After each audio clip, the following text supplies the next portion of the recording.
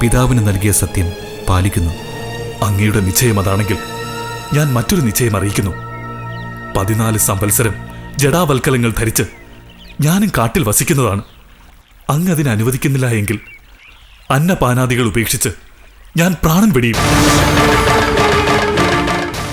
അയോധ്യയുടെ സിംഹാസനവും രാജാധികാരവും ഈ 14 വർഷവും അനാഥമായി തന്നെ കിടക്കും.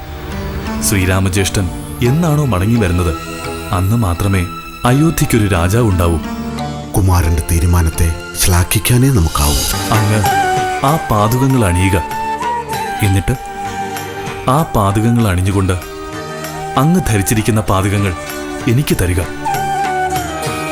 ഇതാണ്, ഈ പാദുകങ്ങളാണ് ഇനി അയോധ്യയുടെ രാജമുദ്ര.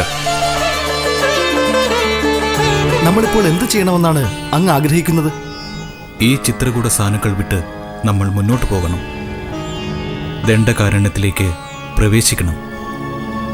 ആരും തന്നെ അവിടേക്ക് വരില്ല.